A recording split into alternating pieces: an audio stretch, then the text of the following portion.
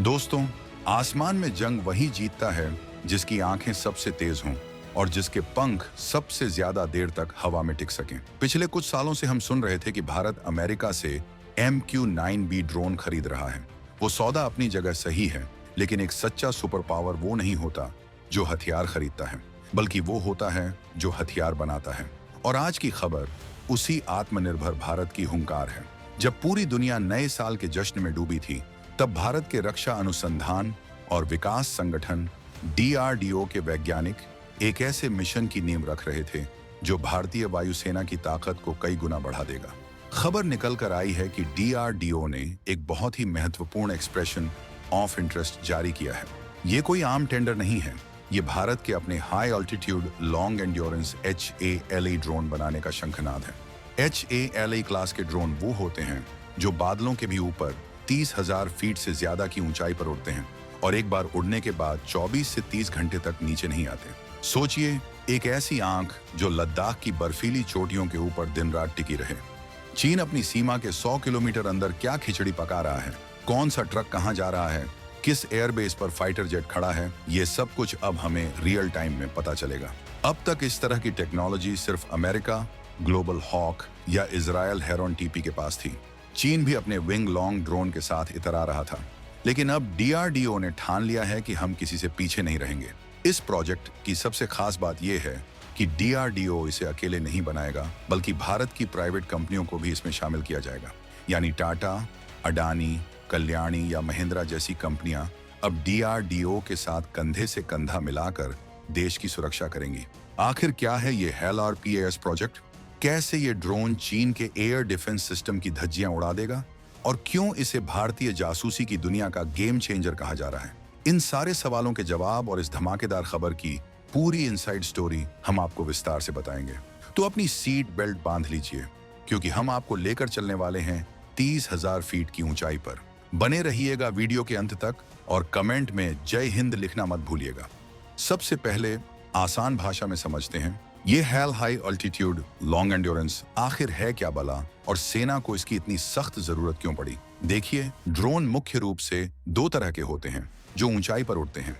एक होता है male medium altitude long endurance, जैसे कि हमारा रुस्तम 2 या तापस जिस पर काम चल रहा है। ये करीब 20 से 25,000 फीट पर उड़ते हैं, लेकिन HALE ड्रोन एलीट क्लास के होते हैं।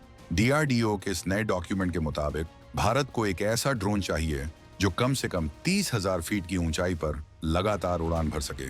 30,000 फीट का मतलब है माउंट एवरेस्ट की ऊंचाई से भी ऊपर। इतनी ऊंचाई पर उड़ने का सबसे बड़ा फायदा यह है कि आप दुश्मन की छोटी मोटी एंटी एयरक्राफ्ट गन और कंधे पर रखकर चलाए जाने वाली मिसाइलों, मैन पैड्स की रेंज से बाहर हो जाते हैं। आप सुरक्षित रहते हुए दुश्मन के घर में झांक सकते हैं। इसकी दूसरी खूल है लॉन्ग एंड्योरेंस, यानी लंबी सहन शक्ति। DRDO की मांग है कि यह ड्रोन कम से कम 24 घंटे तक हवा में रहना चाहिए। कल्पना कीजिए, एक बार टेक ऑफ किया और पूरे एक दिन तक वापस आने की जरूरत नहीं। ये एक तरह से आसमान में तैरता हुआ स्यूडो सैटेलाइट, नकली उपग्रह बन जाता है। सैटेलाइट तो पृथ्वी का चक्कर लगाता है और एक जगह पर कुछ ही मिनटों के लिए आता है, लेकिन HALE ड्रोन एक ही जगह पर घंटों तक मंडरा सकता है। इसे लॉइटरिंग कहते हैं। अगर चीन ने डोकलाम में कोई तंबू गाड़ा, तो हमारा ड्रोन उसके सिर पर 24 घंटे मंडराता रहेगा और उसकी हर हरकत को रिकॉर्ड करता रहेगा। DRDO ने जो स्पेसिफिकेशंस मांगे हैं वो बेहद प्रभावशाली हैं। इस ड्रोन का टेक ऑफ वजन ऑन अप वेट करीब 4,000 से 5,500 किलोग्राम के बीच होगा। ये कोई छोटा खिलौना नहीं, बल्कि एक छोटे हवाई जहाज जितना बड़ा होगा। इसमें 400 से 600 किलोग्राम का पेलोड ले जाने की क्षमता होगी। पेलोड का मतलब है कैमरे, रडार, सेंसर या हथियार।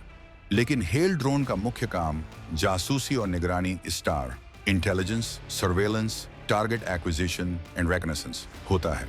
इसमें सिंथेटिक अपर्चर रडार SAR लगेगा, जो बादलों के पार और रात के अंधेरे में भी जमीन की साफ तस्वीरें ले सकेगा।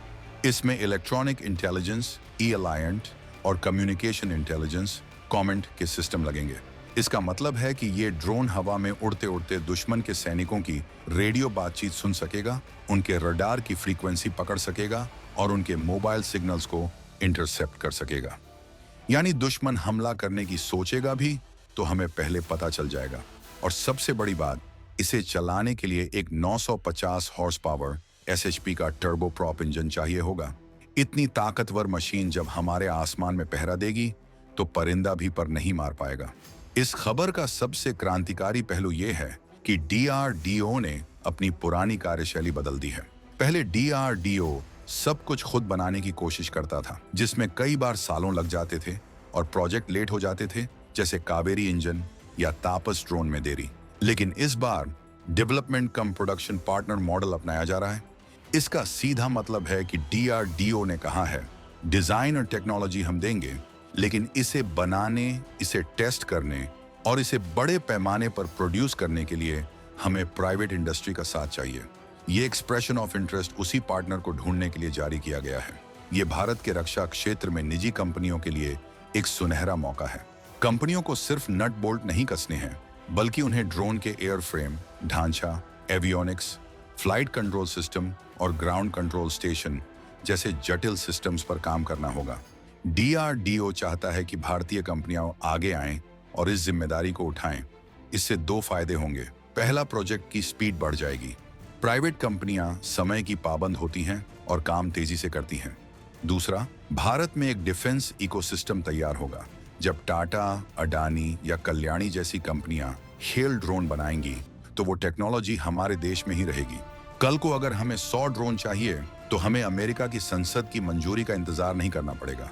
हम अपनी फैक्ट्रियों में रातों रात उत्पादन बढ़ा सकेंगे। डीआरडीओ ने साफ कर दिया है कि जो भी पार्टनर चुना जाएगा उसे प्रोटोटाइप बनाने से लेकर फ्लाइट ट्रायल तक की जिम्मेदारी लेनी होगी। उसे एरोडायनामिक और स्ट्रक्चरल डिजाइन में मदद करनी होगी। लैंडिंग गियर, फ्यूल सिस्टम और इलेक्ट्रिकल सिस्टम जैसे सब सिस्टम्स को इंटीग्रेट करना होगा। ये एक बहुत बड़ी चुनौती है, लेकिन भारतीय उद्योग जगत इसके लिए तैयार बैठा है। पिछले कुछ सालों में हमने देखा है कि कैसे भारतीय कंपनियों ने आर्टिलरी गन, एटैग्स और छोटे ड्रोन्स में कमाल किया है। अब बारी बिग बॉयज की है। 5 टन वजनी हेल ड्रोन बनाना कोई मजाक नहीं है। लेकिन भारत अब मजाक के मूड में भी नहीं है। चीन की सीमा पर जिस तरह के हालात हैं, उसे देखते हुए हमें अपनी क्षमताओं को फास्ट ट्रैक करना ही होगा। ये प्रोजेक्ट उसी दिशा में एक ठोस कदम है। ये आत्मनिर्भरता का वो मॉडल है जिसकी वकालत पीएम मोदी बार बार करते हैं। विदेशी कंपनियों पर निर्भरता कम करो और अपने देश की प्रतिभा पर भरोसा करो। अब जरा रणनीतिक नजरिए से देखते हैं कि हेल ड्रोन भारत को चीन और पाकिस्तान के मुकाबले क्या बढ़त दिलाएगा। देखिए, चीन के पास अपनी लंबी सीमा की निगरानी के लिए कई तरह के ड्रोन्स और सैटेलाइट्स हैं। भारत के पास भी सैटेलाइट्स हैं, लेकिन सैटेलाइट्स की एक सीमा होती है। वो हमेशा एक जगह पर नहीं रह सकते। और जो हमारे पास इजरायली हेरॉन ड्रोन्स हैं, वो अब पुराने हो रहे हैं और वो मेल कैटेगरी, मध्यम ऊंचाई के हैं। हेल ड्रोन इस गैप को भर देगा। जब ये ड्रोन 30,000 फीट पर उड़ेगा तो इसकी लाइन ऑफ साइट सैकड़ों किलोमीटर दूर तक होगी। इसका रडार सीमा पार बहुत गहराई तक देख सकेगा। मान लीजिए चीन तिब्बत में कोई नया एयरबेस बना रहा है या अपनी मिसाइल रेजिमेंट को मूव कर रहा है। हमारा हेलाई ड्रोन भारतीय सीमा के अंदर उड़ते हुए भी उस हलचल को पकड़ लेगा। इसे स्टैंड ऑन सर्विलांस कहते हैं। बिना सीमा पार किए, बिना रिस्क लिए जासूसी करना। इसके अलावा ये ड्रोन भारतीय नौसेना के लिए भी ब्रह्मास्त्र साबित होगा। हिंद महासागर बहुत विशाल है।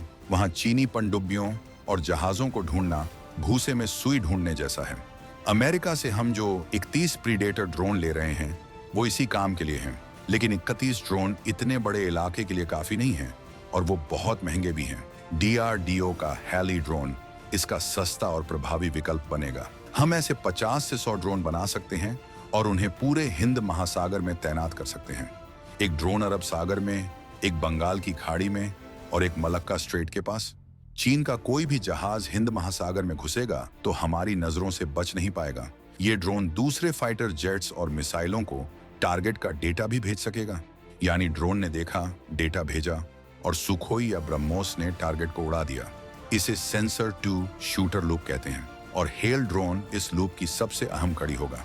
पाकिस्तान की बात करें तो उनके पास ऐसा कोई सिस्टम नहीं है जो इस ऊंचाई पर उड़ने वाले ड्रोन को आसानी से मार गिरा सके। उनके रडार भी इतनी ऊंचाई पर छोटी चीजों को पकड़ने में संघर्ष करते हैं। ये ड्रोन 24 घंटे उनकी सीमा पर मंडर कर उन पर एक मनोवैज्ञानिक दबाव, साइकोलॉजिकल प्रेशर बनाए रखेगा। उन्हें हर वक्त लगेगा कि कोई उन्हें देख रहा है। आतंकी लॉन्च पैड्स की निगरानी के लिए तो ये काल साबित होगा। ये प्रोजेक्ट भारत को दुनिया के उन चुनिंदा देशों के क्लब में शामिल कर देगा जिनके पास खुद की हेल तकनीक है। अब तक हम टापस BH-201 पर काम कर रहे थे, जो एक मेल ड्रोन है। उसमें कुछ दिक्कतें आईं, ऊंचाई और वजन को लेकर समस्याएं थीं, लेकिन DRDO ने उन गलतियों से सीखा है।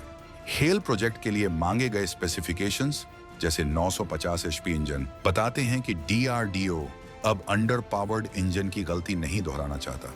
वो पहले से ही एक शक्तिशाली इंजन और मजबूत एयरफ्रेम की प्लानिंग कर रहे हैं। हालांकि चुनौतियां अभी भी हैं। एक विश्वसनीय इंजन बनाना या हासिल करना और हाईटेक सेंसर को इंटीग्रेट करना आसान नहीं होगा। 30,000 फीट पर तापमान -40 से 50 डिग्री तक चला जाता है। ऐसे में इलेक्ट्रॉनिक्स का काम करते रहना जरूरी है। साथ ही दुश्मन की जैमिंग से बचना भी जरूरी है। चीन इलेक्ट्रॉनिक वॉरफेयर में माहिर है, इसीलिए DRDO को इस ड्रोन में एंटी जैमिंग तकनीक और सुरक्षित डेटा लिंक लगाना होगा। लेकिन अच्छी बात यह है कि भारत ने पिछले कुछ सालों में सॉफ्टवेयर और कम्युनिकेशन में बहुत तरक्की की है। हमारे पास अपना नाविक नेविगेशन सिस्टम है, हमारे पास अपने रडार हैं। बस जरूरत थी एक अच्छे प्लेटफॉर्म की, जो अब हेल प्रोजेक्ट के जरिए मिलने वाला है। ये ड्रोन भविष्य में सशस्त्र भी किया जा सकता है। अभी भले ही फोकस जासूसी स्टार पर है, लेकिन हेल ड्रोन में मिसाइलें लगाने की क्षमता भी जोड़ी जा सकती है। तब ये सिर्फ देखेगा नहीं, बल्कि डंके की चोट पर मारेगा भी।